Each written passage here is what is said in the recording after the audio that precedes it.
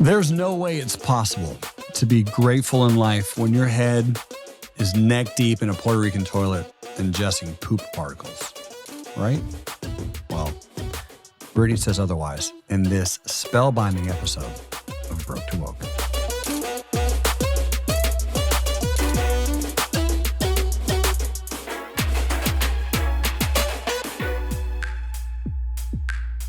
Newsome, in our last episode, we talked about mastering yourself, mastering the markets, your new book, which is sweeping the nation, eventually the world. Obviously, I'm going to read it. Obviously, we're all going to read it. Well, you're going to listen to the Audible when I make it. That's what I mean. Yeah. Read. That's the only reason I haven't already listened to it, because it's who I am. Yeah, it's okay. Sticking to the process gonna be good. that works. It's going to be really good. Tell me, what does it take to master yourself? Per the book, kind of what I wrote in there. If we are made in the image of God, it's about finding out what that image looks like. Digging in as deep as you can into the internal awareness of your composition. Why are you here? Why were you created? Knowing that exactly, knowing that precisely, and being aware of all of the reasons that come up anyway to stop you, and just keep going. That's what it means to me. Because mastering yourself is your body is not going to want to do the things that your mind wants you to do. Your body just wants to keep you safe. Your brain was designed to make sure that you stay in your cave under your tarp so there's no rain or sun, and you just stay warm and cuddly and safe from all the bears. That's what your brain wants. Your body wants. But you, your core, probably want something else. You want experience. You want to travel. You want to go places. Like there's tons of people that are afraid of flights. Tons of people that are afraid of traveling because what might happen, sickness, I might eat food and get poisoned. When you start realizing the reasons that you're holding yourself back, and they're generally very valid reasons, and then slowly removing those reasons in that work, that's that work towards mastery. Wow. Yeah. Knowing that everything that you think that you actually really believe probably was given to you, and those aren't actually your thoughts, right? Those are just inherited beliefs, and never challenging those beliefs and trying to understand why you have those beliefs. It's a fun process. But your beliefs, your emotions, that has nothing to do with the markets, does it? No, nothing at all. I mean, the market is the market. Why can't we just robotically trade based on the information we know? What does your emotions have anything to do with the markets? Right. Yeah, I know. I'll put it to you like this. What would your emotions have to do with swimming in an ocean? I mean, if you get into an ocean, you're like, oh, nothing. Well, if you're really, really excited to be in the ocean and you just swim because you're so pumped and you get tired and you engulf too much water and you breathe underwater and you drown because you're so excited. Is that a possibility? Or you stay out there too long, don't put on sunscreen, get really big sunburn. Sunburn leads to problems. You start just diving into things and not even interacting with or even thinking about what's the reason I should be doing this? Why am I doing this? What's the verbiage? What's the point? In the markets, there's something called trends. So if there's a big trend, everything is bullish, which means it's going higher, it's going up over time. And for some reason, your emotional capacity is it needs to go down and you're only playing the opposite side of the direction, which is how a lot of traders lose money. Especially newer traders. Newer traders love to look at something that's just going straight down. And they're like, whoa, this was $1, now it's a penny. What a great deal, right? Versus this was $100, now it's 90. But that's probably a better deal than it was $1, now it's a penny. So playing the trend, that actually is mastery because it feels very, very counterintuitive to just go with the current movement of everything rather than to fight it.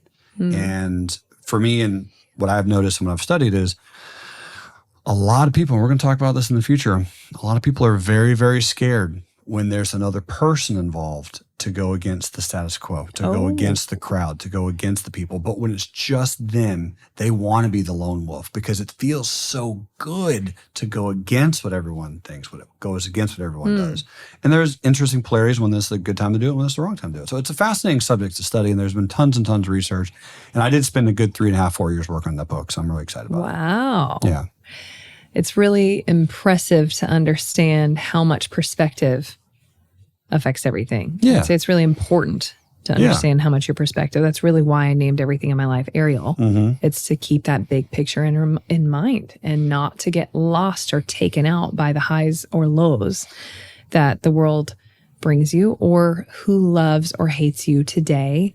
And we're going to talk, like he said, about betrayal, about backstabbing, about all the fun things that happen when people love to rumor it up. Yeah. How do you deal with that? So that's coming soon. I know I've asked you this question before. Just remind me, because I think it's going to be valuable for all of our listeners. What was the exact moment where you said Ariel?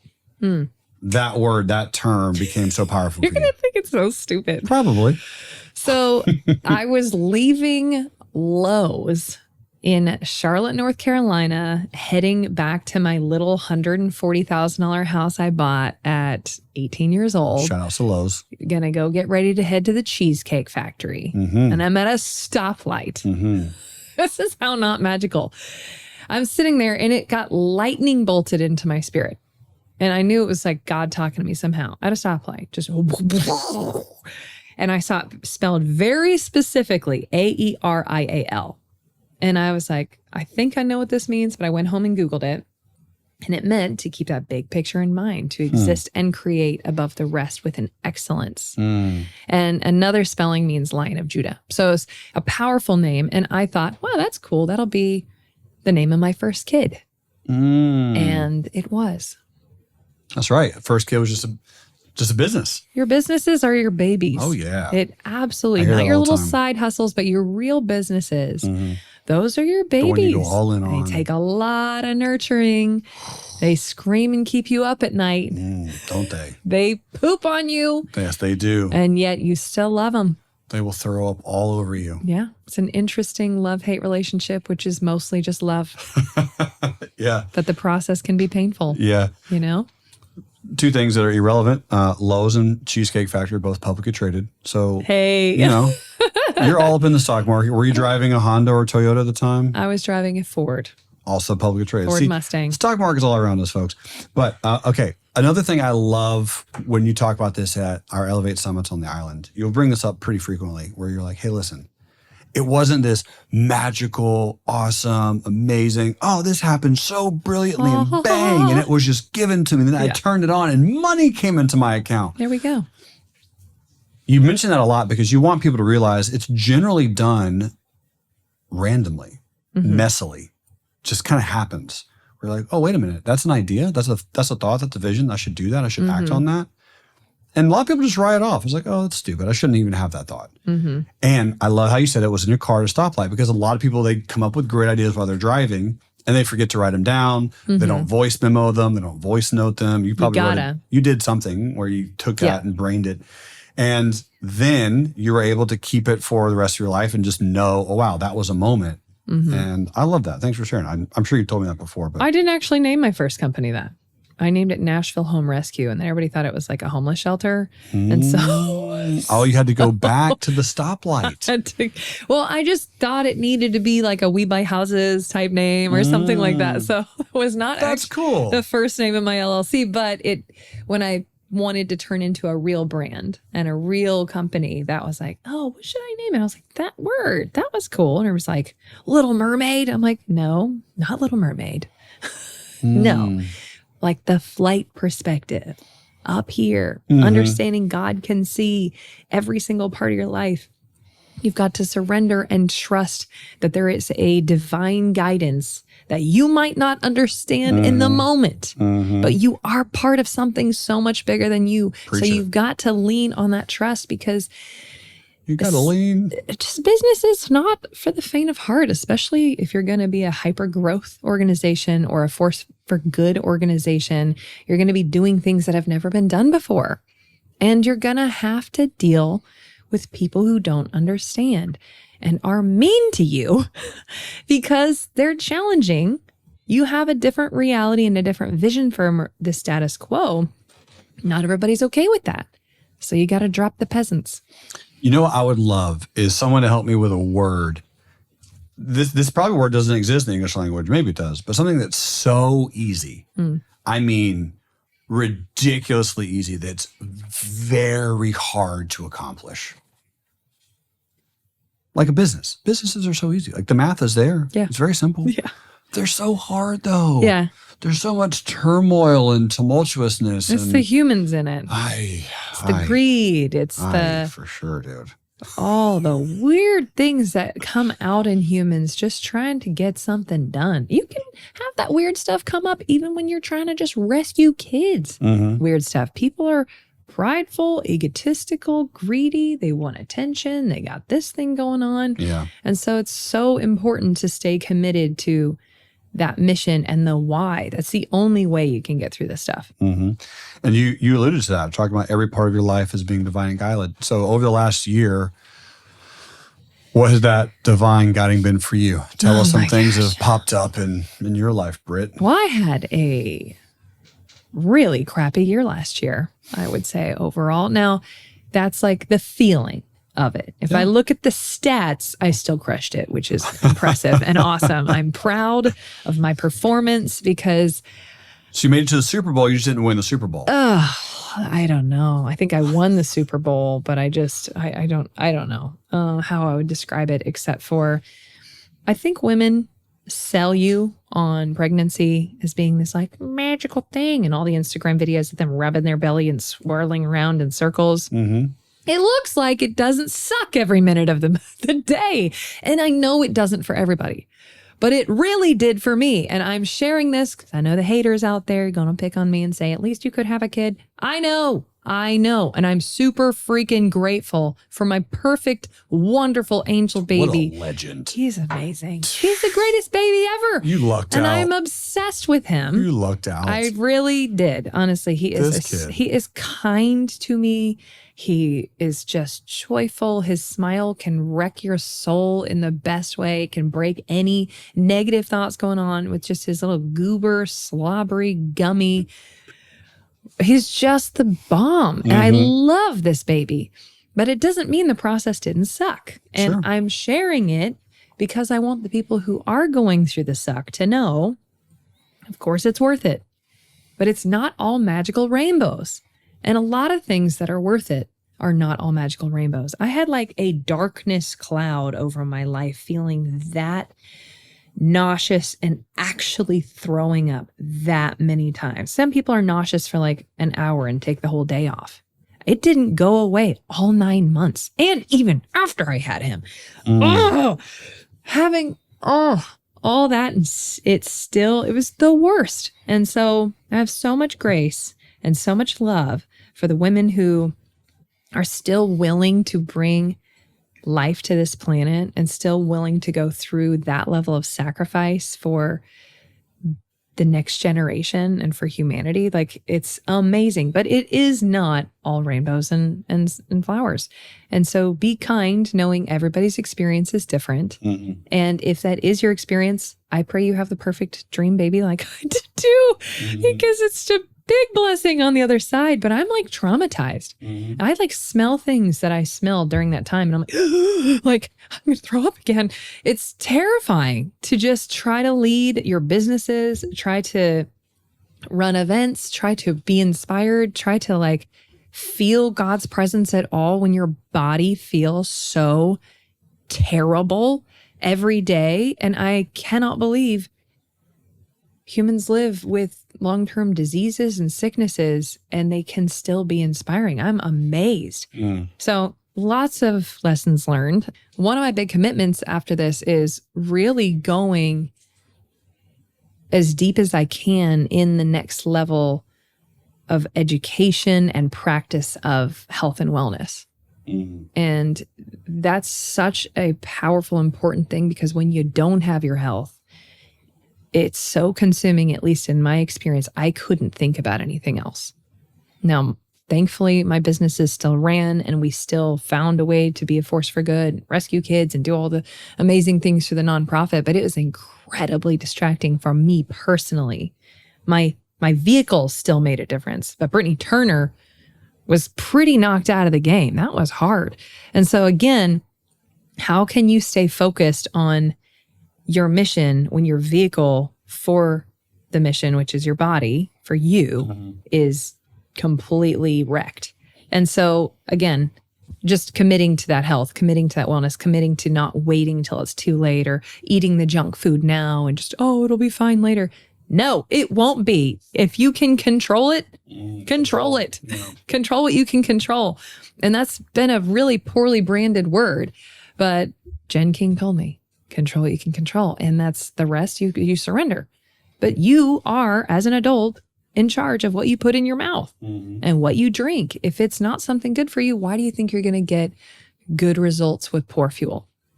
Why? That's insane. Yeah, food is fuel, right? Food is fuel. So anyway, it's I've never been sick longer than 7 days in my life. Thankfully, I've been super blessed, and it's nothing I ever want to go through again. Yeah.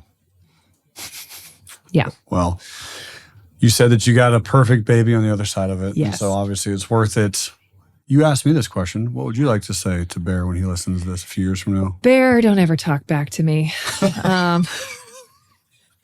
Please. Please.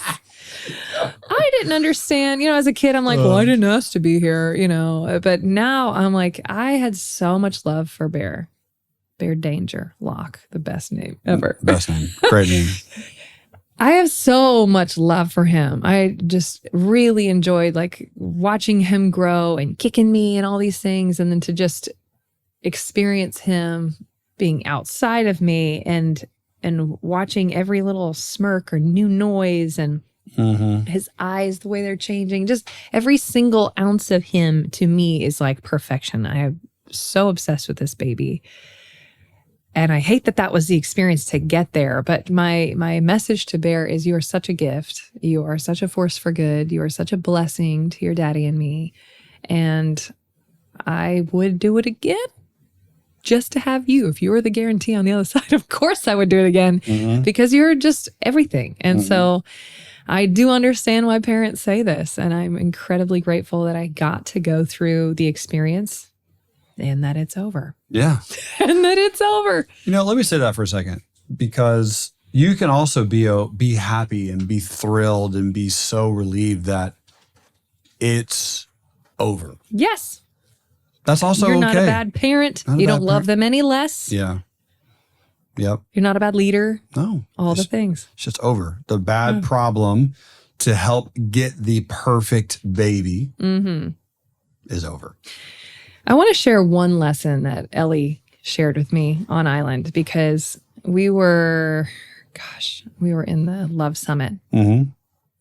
And she's gone through so many physical issues and surgeries and stuff. And I just sat with her crying. And I said, on my way here, I was in the Puerto Rico airport with my head in the toilet, throwing my guts up. And there had to have been a 500-pound person right next to me, blowing up the toilet, just blowing it up. And I'm breathing in her poop particles.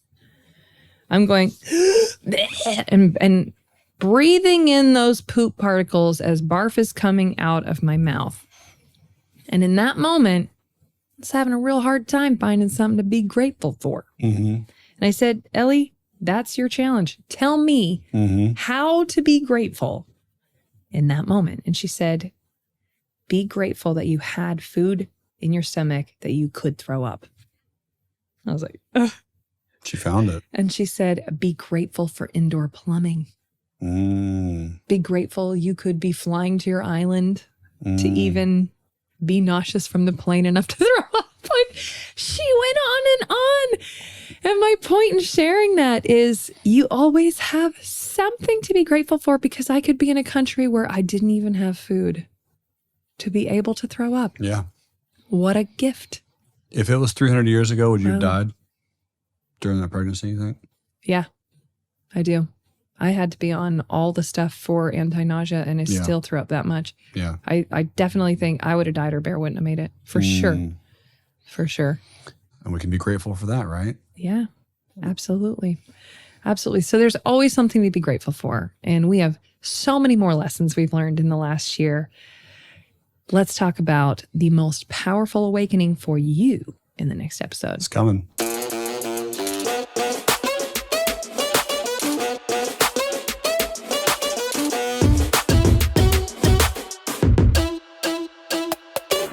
For all of our beautiful listeners that are asking how you can make a life-saving difference by joining forces with us on these incredible initiatives that Aerial Recovery is doing, go to the website, broketowoke.com, and you'll find all the different ways that you can get involved with this amazing impact. Together, we are more powerful, and we would love to join forces with you.